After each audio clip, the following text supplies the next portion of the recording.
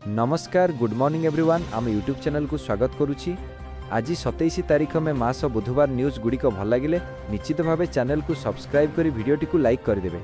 तेबे चलंतु आजिर गुरुत्वपूर्ण खबर उपरे नजर पकईबा। आजिर प्रथम खबर दीर्घ वर्ष धरी चर्चारे थिबा अबदुर रहमान मामलारे आसीची बड़ राय।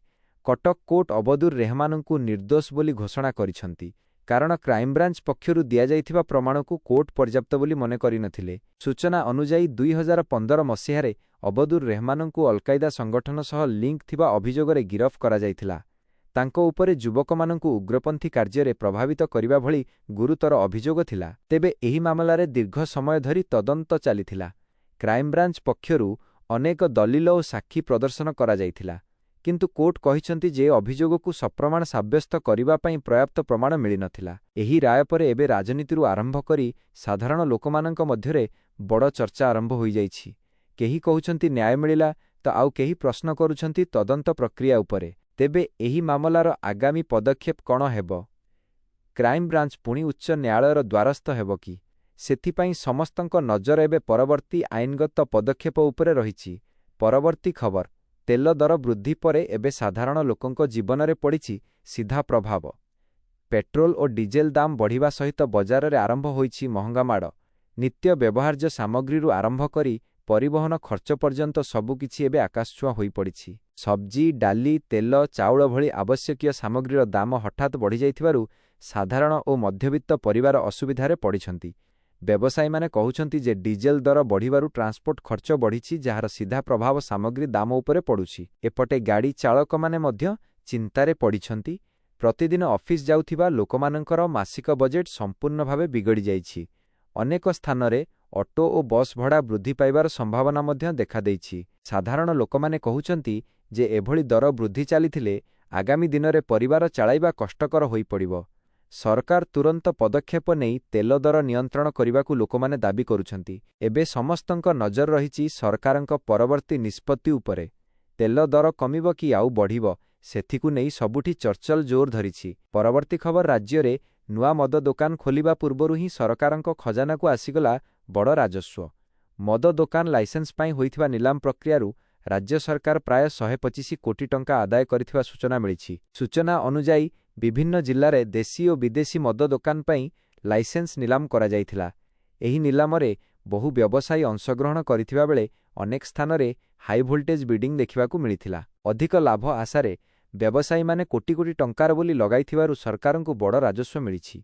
केवल किछि घंटार निलाम प्रक्रिया रे 125 कोटी टंकारु अधिक राजस्व संग्रह होइथिबा जणा पड़िछि। एपटे विरोधी दल सरकारंकु टार्गेट करी कहिसंती जे राजस्व बढ़ाइबा नामरे मद व्यवसाय को अधिक प्रोत्साहन दिया जाउछि।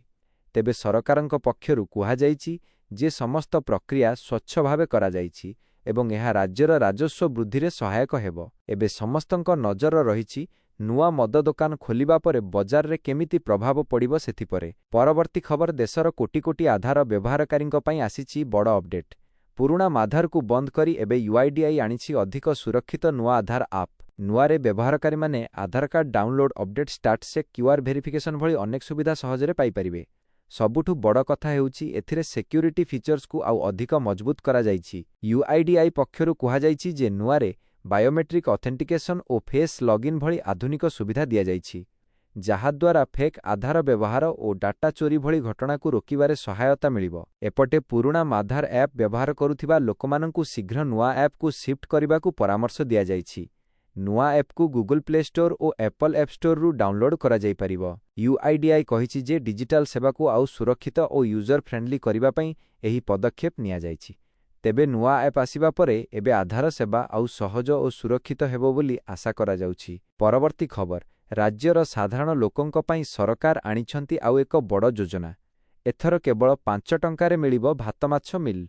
मुख्यमंत्रींक एही बड़ घोषणा परे समग्र राज्य रे चर्चा जोर धरिछि। सूचना अनुसार गरीब और श्रमजीवी लोकमानंकु सस्ता दर रे पौष्टिक खाद्य जोगाई देबा उद्देश्य रे एही योजना आरंभ कराजिबो। एहिरे भात सह माछ तरकारी दियाजिबो बोली सरकार कहिसंती। विशेष करी दिन मजुरिया गरीब श्रेणी और सहर अंचलर निम्न आय वर्गर लोकमाने एही योजनारु सबुठु अधिक लाभ पाइबे बोली कुहा जाउछि। ଖୁବ୍ ଶୀଘ୍ର ରାଜ୍ୟର ବିଭିନ୍ନ ସ୍ଥାନରେ ଏହି ମିଲ୍ ସେଣ୍ଟର ଖୋଲାଯିବାର ସମ୍ଭାବନା ରହିଛି। ଏପଟେ ସରକାରଙ୍କ ଏହି ଘୋଷଣାକୁ ସାଧାରଣ ଲୋକମାନେ ସ୍ୱାଗତ କରିଥିବା ବେଳେ ବିରୋଧୀ ଦଳ ଏହାକୁ ନେଇ ରାଜନୀତି ମଧ୍ୟ ଆରମ୍ଭ କରିଦେଇଛନ୍ତି।